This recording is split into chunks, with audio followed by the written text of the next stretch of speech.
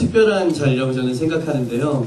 첫째는 목사님 말씀하신 것처럼 이 시간에 노래를 하라고 저를 이렇게 부르는 거는 거의 이제 죽으라는 소리와 같은 그런 무대여서 절대 못 잊을 것 같고요. 두 번째는 이제 이 세대가 말이죠. 이렇게 지금 초등학생도 있는 것 같고 초등학생 아래도 있는 것 같고요.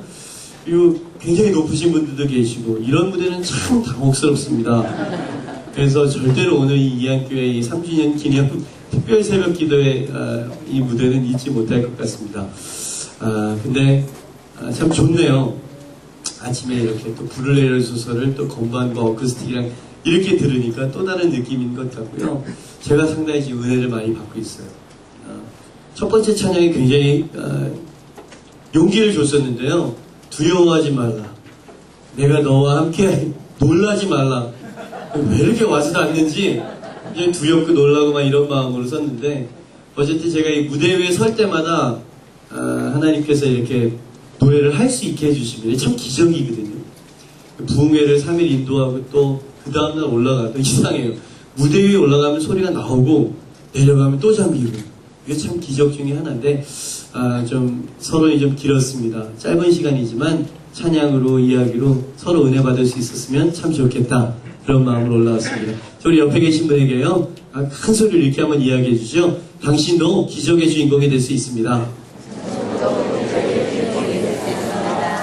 뒤에 계신 분이랑 당신도 기적의 주인공이 될 수 있습니다. 여러분 정말 그 사실을 믿으십니까?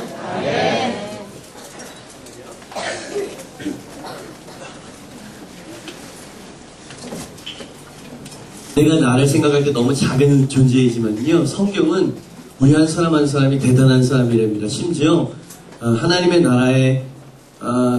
나라를 세울 수 있는 그 키를 우리에게 주셨다고 성경은 이야기한 걸 보면서 참 제가 놀랍니다. 그러면서 또 하나 놀라지 않을 수 없는 거는 교회에 있는 크리스천들이 자기 정체성을 잘 모르는 거 아닌가. 하나님께서 어마어마한 권세를 우리에게 주셨다 그러셨는데 우리는 늘 없는 것처럼 살아가는, 그죠? 다시 한번 우리의 정체성을 발견했으면 좋겠다는 마음으로 만든 노래가 미러클 제너레이션이라고 하는 노래입니다. 그리고 또 한 곡 이어서 찬양을 나누도록 하겠습니다. 이 아침이라 조금 좀 그렇지만 하던 대로 하겠습니다. 이해를 좀 해주시고요. 네, 두 곡 이어서 하나님께 찬양하도록 하겠습니다.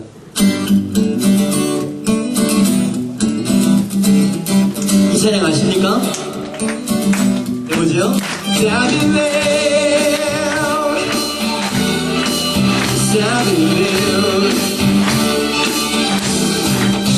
하늘에 부대는 의아의 기도 사자도 부법한 다리아의 믿음 순종의 외불로 승리한 기지원 하늘을 다시 살릴 기적의 세례. 그 옆에 있는 사람에게 빨리 이야기하죠. 당신도 기적의 주인공이 될 수 있습니다. 불무불리게는 다리에 새친 위협이고 참여는 여호수아 세대 유혹을 이겨낸 저 순전한 요셉 순전으로 세상 바꾼 기적의 세대. 원수들의 공격에도 춤추이지 않고 그 믿음으로 기적의 문 열어 아는 사람 같이 I believe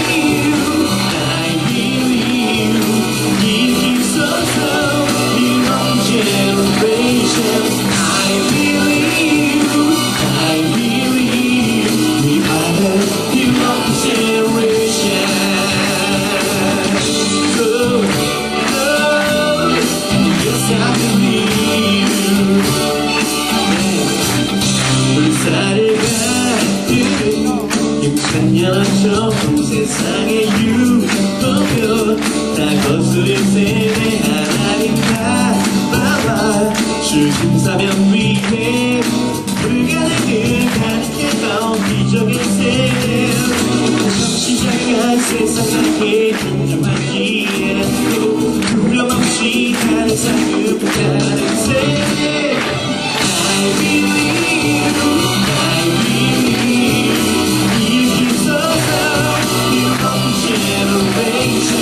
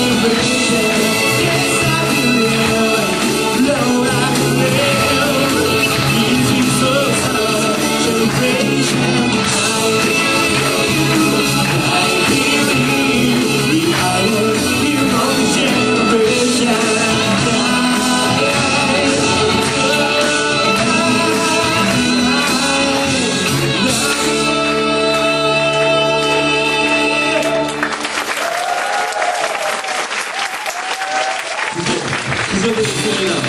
네, 지금 기적이 있어요. 할렐루야. 불을 내렸었으니 이 아침에 우리에게 성령의 불을 내려주셨으니 네, 감사합니다. 네, 저희 같이 한번 해볼까요?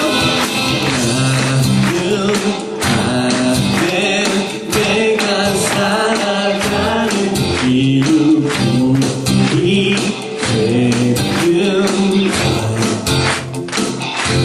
작은 분이 우리 흉상 모두 깨우치신 나를 쓰소서.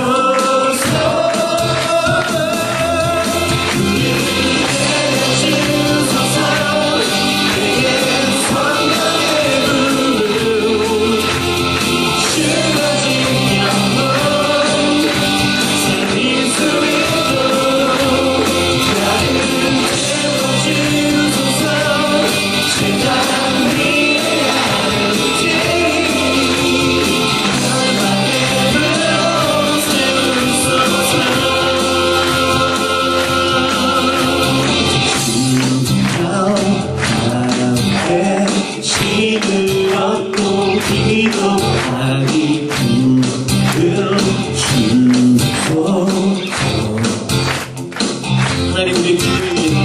성령 불고 영광 많은 불의 사람 되게 하소서.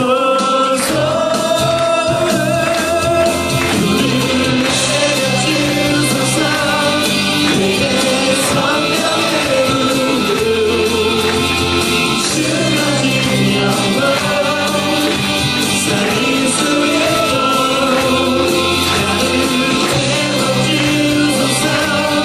세상 위에 나를 띄우니 열방의 불로 세우소서.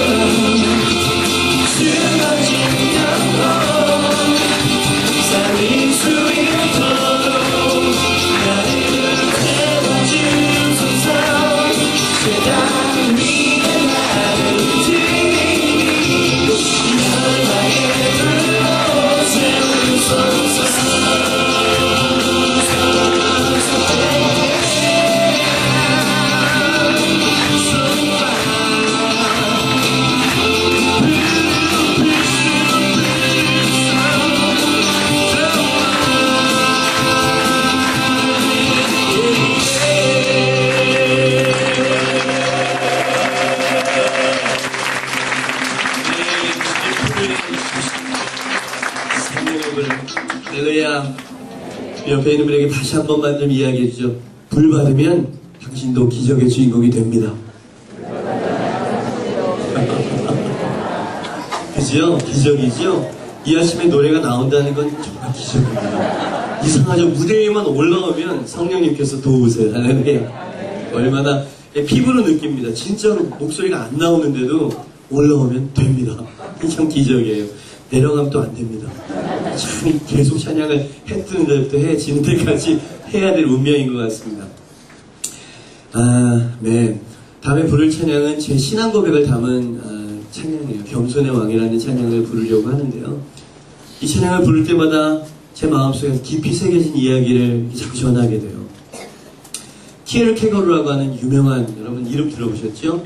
철학가, 사상가, 그리고 신학자이기도 하셨던 분. 그분이 어떤 이야기를 하나를 만드신 것을 제가 책에서 읽고요. 너무 은혜를 많이 받았어요. 이런 이야기입니다. 물론 만든 이야기인데요. 아주 깊은 의미를 담고 있습니다. 한 나라의 왕이 있었대요. 아주 강력한 권력을 가진 왕. 이 왕이 이 말은 법이라, 네, 이 말 한마디로 사람이 죽을 수도 살릴 수도 있는 그 강력한 왕이 한 분이 있었는데, 이분에게 이 불행이라고 말해야 될지 또 행복이라고 말해야 될지 한 여인을 사랑하게 됐다는 이야기인데요. 이 여인이 뭐 어느 나라의 그 공주나 왕 이런 게 아니고요. 그 왕궁에 살고 있는 아주 비천한 여종 한 명을 사랑하게 됐다는 이야기를 제가 읽은 적이 있었어요. 여종을 사랑하게 됩니다. 근데 이게 아주 이상한 관계가 되는 겁니다. 내가 이를 사랑하고 이가 내 아내가 되고 사랑하고 이걸 원하는데 그게 안 되는 거예요. 왜냐면 그분은 왕이고 나는 너무 비천한 여종이라. 이 왕이 나는 한 남자로 사랑을 받기를 원한다고. 둘이 있을 때는 뭐 왕관도 좀 벗고 왕복도 벗고 그냥 우리 서로 그냥 순수하게 사랑할 수 있는 관계가 됐으면 좋겠다고. 근데 그게 안 되는 겁니다. 얼굴을 들지도 못하지 이 여인이 엎드려가지고 벌벌벌 떠는 거예요. 이 왕이 원했던 건 그게 아니었는데, 그죠? 불종을 원한 게 아니라 사랑을 원했는데 그게 안 되더라는 겁니다. 그래서 이 왕이 뭐 별의별 방법을 다 써봐도 왕이기 때문에 안 되는 일이 있다는 걸 어렵사리 배우게 됐다는 거죠. 왕이 아니라면 모르겠는데 왕이기 때문에 안 되는 일이 있는 거예요. 그래서 이 왕이 바보 같은 짓을 저질렀다는 이야기로 그 동화 같은 이야기가 끝이 났는데요. 이 대신들을 불러 모으고 씁니다. 내가 오늘부로 이 나라의 왕위를 포기한다고. 그리고 어인을 꽝 찍어버렸어요. 왜? 이 여인의 사랑을 얻고 싶어서. 이 참 바보 같은 이야기인데 이 왕이 왕관을 벗고 왕복을 벗으면서 전혀 후회하는 표정 없이 그 여인이 살고 있는 오두막을 향해서 걸어갔다는 이런 이야기. 그 얘기를 읽으면서 제가 두 번 생각하지 않아도 이 최고의 신학자가 뭘 말하고 싶은지 알았습니다. 일단 그 의미를 말하기 전에요. 여기 그 결혼하신 분들도 계시고 결혼 안 한 분들도 많이 계신데 일단 짚고 넘어가야 될 게 하나가 있습니다. 이런 남자는 없다는 거죠. 일찌감치 접고 시작을 해야 된다는 이야기를 좀 먼저 해야 됩니다. 결혼하신 분들도 부부싸움 되니까 마음을 한번 대답해 보세요. 그렇게 나를 위해서 다 포기하는 모르겠어요. 대답은 하지 마세요. 싸움 될지 모르니까. 보니까 드라마 속에나 있는 이야기예요.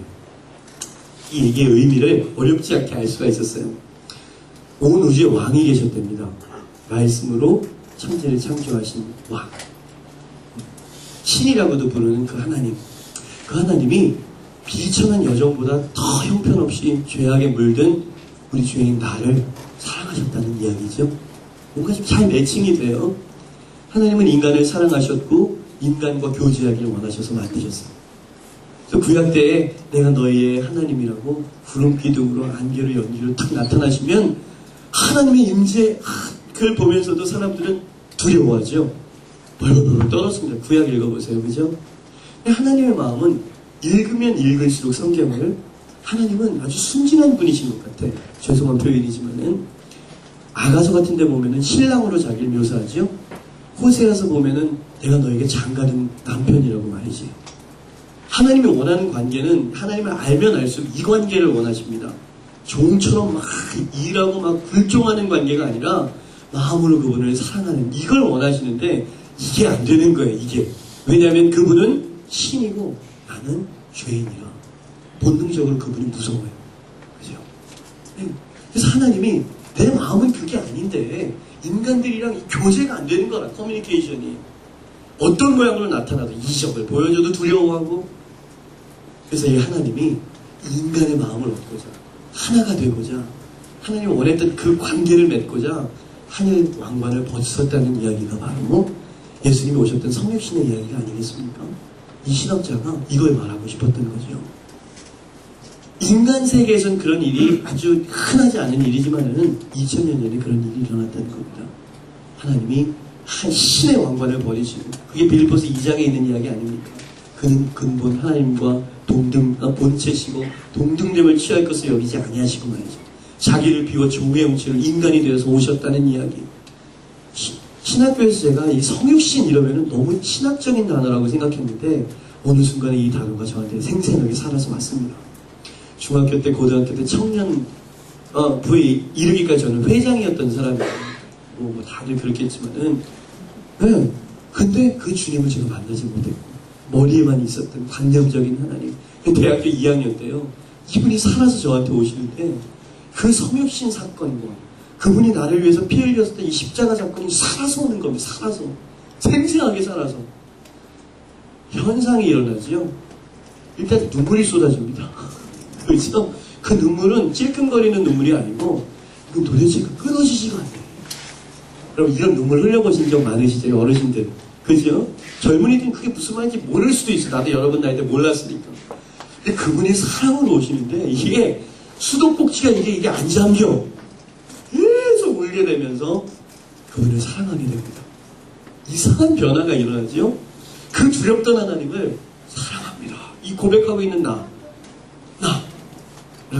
여러분 함께 한번 여쭤보고 싶네요. 예수님을 사랑하십니까? 베드로가요 이렇게 이야기했어요. 예수를 너희가 보지 못하였지만 사랑하는도다. 이게 뭔지 알겠더라고요. 그래서 어릴 때는 왜 목사가 되시고 교회 다니십니까? 그러면은 안 믿으면 지옥불에 던지신다고 그러죠. 무서워가지고. 지금 누군가가 저에게 왜 교회 다니고 목사가 되셨어요? 그러면 제 대답은 언제나 동일해요. 내가 그분을 사랑하기 때문입니다. 여러분 아멘이십니까? 그분은 이 아름다우신 분. 그분은 정말 흠이 없으신 분. 우린 이렇게 연약하고 흠이 많은데 그분은 너무나 완벽한 분이다. 네? 이 예수님을 꼭 만나셔야 됩니다. 그리고 이 생생한 주님과의 교제를 여러분들이 날마다 누리시는 여러분 되시기를 축복하면서 두 곡 찬양 제가 주님 앞에 올려드리겠습니다.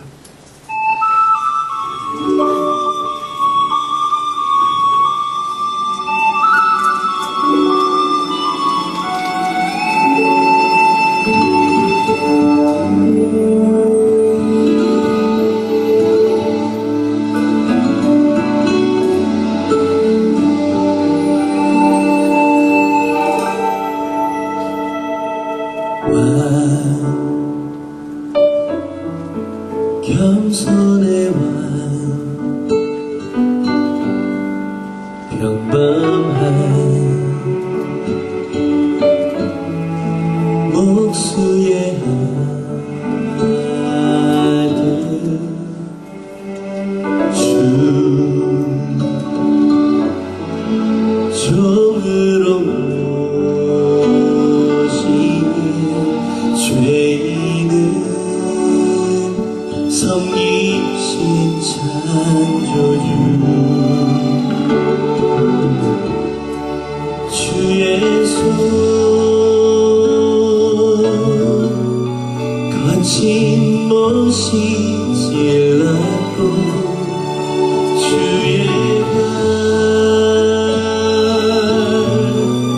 갈보리 오르셨네.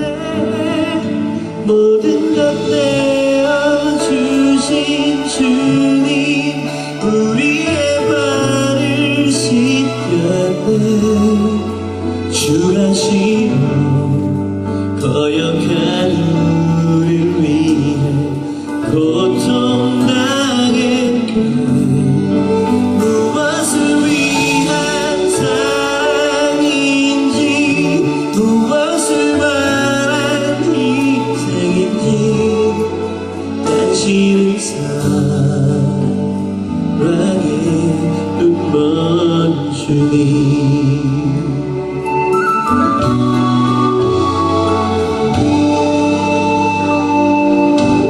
완벽한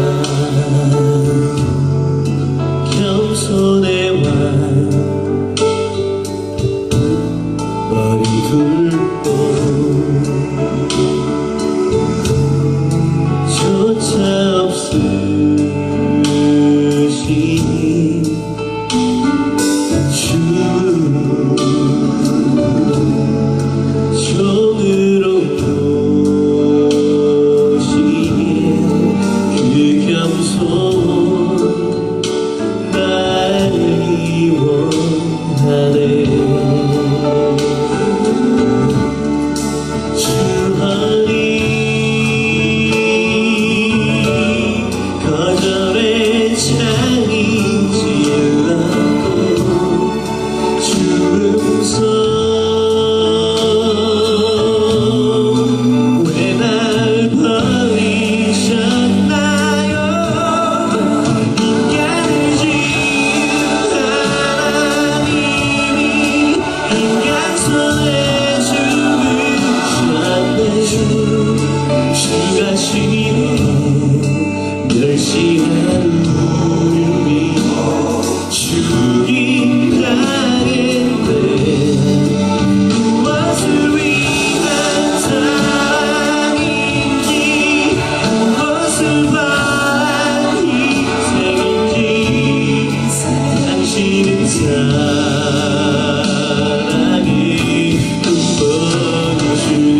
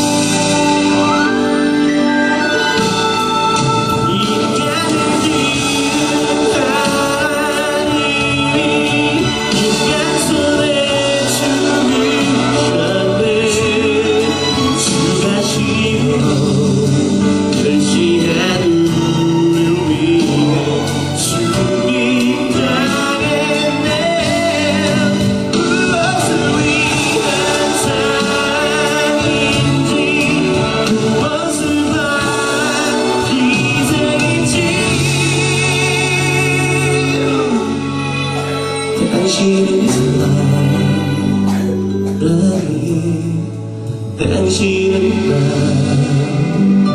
나에게 당신은 사랑이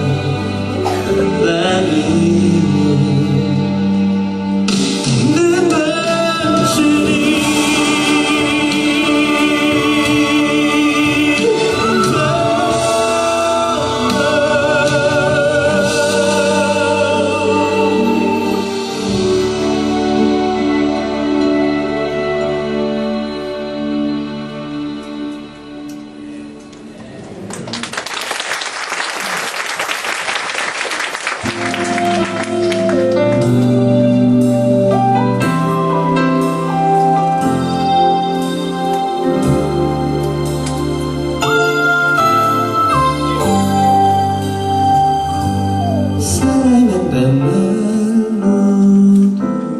표현할 수 없으리 주려면 내 깊은 사랑은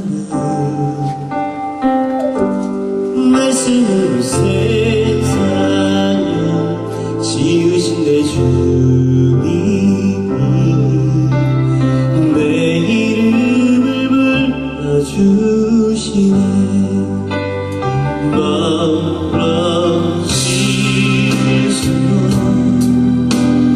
다가오는 사랑 이유 없이 먼저 사랑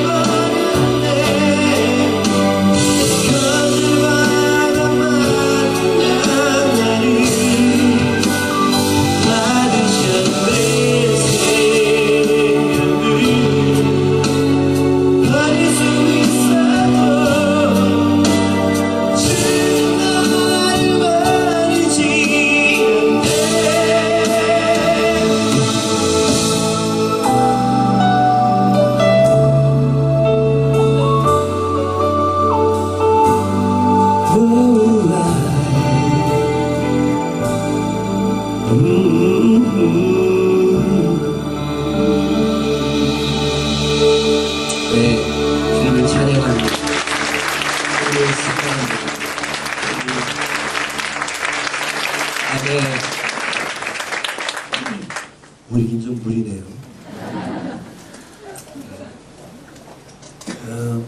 마지막 찬양을 부르고 내려가려고 해요. 제가 이 성경을 읽으면 읽을수록 참 이해할 수 없는 게 하나가 있는데요. 주님을 알면 알수록 다 이해하겠는데 이거만큼은 참 이해가 잘 안 갔던 것이 하나가 있습니다. 뭐냐면 하나님께서 죄인들을 구원하는 방법이었어요. 하나님께 아주 순종하고 말이죠. 아주 그냥 하라는 대로 다 토달지 않고 순종했던 사람들은 모두 다 하나님께서 순교의 제물로 쓰셨다는 사실입니다. 누구를 위해서? 하나님에 대해서 아주 거역하고 우리가 아직 죄인되었을 때 본질상 진노의 자녀고 하나님과 원수가 돼가지고 아무튼 매사 하는 것마다 하나님을 대항하고 막 바알 섬기고 막 이랬던 민족들 구원하시겠다고 말이죠. 선지자들을 그 핍박 가운데 몰아넣으시고 그 예언자들 하나같이 그렇게 핍박당하고 순교당하게 하시고 제자들 11명 전부 다 순교당했죠. 사도 바울, 스데반 집사님 대부분 다 이렇게 하나님께서 쓰시는 모습을 보면서 이해가 안 갔어요. 하나님 적어도 그 사람들을 좀 보호막을 쳐주시고 특별 대우해 주시고 아주 그냥 배역하고 폐역한 인간들 싹 쓸어버리시고 이러셔야지 그게 맞는 거 아닙니까? 우리 사람들은요 사랑하면은 싹 유예를 두잖아요. 그죠? 하나님은 사랑하는 자들을 생명을 쓰시더란 말입니다. 여러분 이게 제가 교회사와 부흥사 그리고 성경을 읽으면서 한 번도 예외가 없었어요. 심지어 여러분 왜 온 인류를 구원하시는 방법이 하나님 아들을 죽이시는 방법이었을까요? 제가 뭔가를 깨달았습니다. 뭔가를 깨달았냐면 예수님의 가르침 가운데 뭔가를 깨달았어요. 죽어야 다시 사는 원리가 있다는 거. 죄의 싹이 사망이라면 살리기 위해서 생명의 싹도 또한 생명해야 된다는 이 원리 말이죠. 쉽게 말하자 히브리서에 있는 표현대로 피 흘림이 없이는 죄 사함이 없다. 너무 공식적으로 받아들일 때 우리에게는 감동이 없어요. 여러분 이 의로우신 하나님은 말이죠. 죄를 그냥 두실 수 없는 분이시잖아요. 뭔가 대신 죽든지 뭔가 값이 치러져야 되는데 인간으로서는 불가능한 이 방법. 하나님께서요 사랑하는 자들을 싹을 죽이시는 이상한 방법이지요. 네. 저희 그 다음에 부를 찬양은 미랄이라는 찬양을 마지막으로 부르려고 해요. 이 찬양은 제가 그래 살아서 만든 노래가 아니고 순교자들의 삶을 이렇게 묵상하는데요. 순교자들은 이것을 깨달았었던 사람들입니다. 뭔가 알았어 이 사람들은. 모두 다 자기 살기 위해서 살겠다고 목숨을 위해서 살아가는 사람들 이게 인류의 모든 사람들이었는데 방법이었는데 이 순교자들은 하나님의 마음에 들어갔다 온 사람이냐 죽어야 다시 산다. 하나님의 미랄이 땅에 떨어져 썩어져 죽어야만 많은 열매 맺을 수 있는데 네가 그렇게 썩어져 죽을 수 있겠니? 이 하나님의 부르심을 예스라고 대답했던 사람 그리고 뒷걸음질 치지 않고 용감하게 그 자기의 결단대로 살아갔었던 그 사람들이요 이 한국교회를 세운다 사람들이라는 것을 알게 되었습니다. 제가 결혼을 장가를 잘 갔어요. 제 아내의 외할아버님 되시는 분이 일제시대 굉장히 유명하셨던 부흥사셨고 순교자셨습니다. 연세가 좀 되시는 분들은 이분이 만든 찬양이나 이분의 조남을 아십니다. 유재헌 목사님이라고 하는 유명한 분이시고요. 네, 그 6.25 때 공산군에게 이제 총살을 당하시는 그래서 순교하시는 분이세요. 이분의 유고 시집이 이렇게 있어요. 우리 장모님께서 유고 시집 만들어가지고 저한테 이렇게 주셨는데 제가 이제 이 앨범을 만들기 위해서 가사를 쓰기 위해서 밑에 지방에 잠깐 묵상하고 있는데요.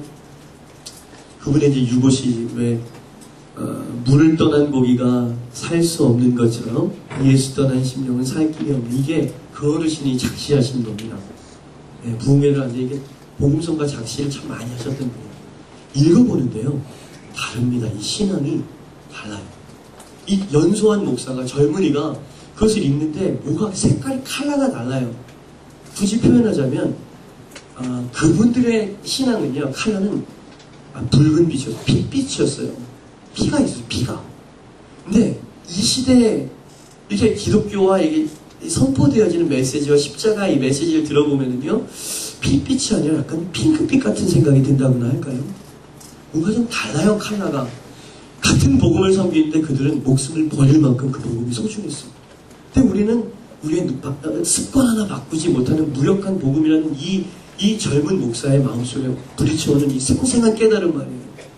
그들은 예수를 위해서 죽기 위해서 살았던 사람들. 살 수 있었는데 내가 이 성도들, 이 재단을 놓고 나 혼자 살 수 없다. 그래서 거기서 총살당했던 이 어르신, 제가 닮고 싶었어요. 어떤 것이 정말 의미 있고 가치 있는 삶이라는 것을 제가 이 어린 나이지만 알게 되었어요. 하나님, 오래 사는 거, 성공하는 거 별 관심 없습니다. 많은 사람 모아서 성공했다는 목회자 별로 관심 없습니다. 하지만 예수님처럼 살게 해주십시오. 두려움 없이 십자가, 복음, 부끄러워하지 않고 피해가지 않는 사람, 그런 목회자 되게 해주십시오. 부흥은 예수를 위해서 생명을 버릴 수 있는 그 사람 마음 안에 있다는 것을 알게 되었습니다. 부흥 찬양 만들어가지고 아무리 해도 소용이 없어. 예수가 너무 좋아서 그 복음이 너무 감사해서 생명을 내던질 수 있는 그 사람 안에 복음이 있더라고요. 여러분, 여기 우리 권사님도 계신 것 같고 우리 어르신들을 뵈면 제가 자꾸 눈물이 나고요. 자꾸 고개가 숙여져요. 왜? 그분들은요, 정말 기도원에서 막 하나님 부르짖을 줄 아는 분들이었고, 예? 하나님 한 분밖에, 왜? 가난하지, 먹을 것도 없지, 막 이런 시대에 살았던 분들, 하나님밖에 없던 분들, 젊은이들이요. 여기 젊은이들 많죠? 우리가 배워야 될 건 배워야 됩니다. 이 순교신앙, 이 복음에 완전히 헌신된 이 신앙, 이거로 돌아갈 수 있다면 마지막 때 우리가 부흥을 볼 수 있지 않을까요? 부흥을 주십시오 라고 하는 기도는 나를 죽여주십시오 이 말입니다. 제가 그걸 알게 됐어요. 그래서 쉽게 부흥 말을 잘 못하겠는 거 있죠. 그 대가가 얼마나 힘든 건지 제가 알기 때문입니다. 아까 목사님 그러셨잖아요. 기도 중에 찬양하고 말씀 중에 주님 찬양하고 따라가는 건 쉽지만 삶에서 예수님 정말 따라가려면 버려야 될 거, 포기해야 될 게 왜 이렇게 많은지 절절해요. 제가 얼마나 은혜를 받았는지 몰라요. 진리입니다. 주님은 십자가의 길을 가라 그러셨잖아요. 너무 편해진 교회, 너무 편의주의적으로 바뀌어가는 우리 한국교회 말이죠. 여러분, 주님을 위해서 아낌없이 쏟아냅시다. 주님을 위해서 기도를 쏟아내고 물질을 쏟아내고 젊음을 쏟아내고 생명을 쏟아내서 주님 그렇게 원하시는 영혼 구원 이루어드리면 얼마나 행복하겠습니까? 저는 그렇게 헌신한 사람이에요. 그래 살고 싶습니다. 마지막 찬양, 미라리한 찬양 같이 한번 부르고 내려가도록 할게요.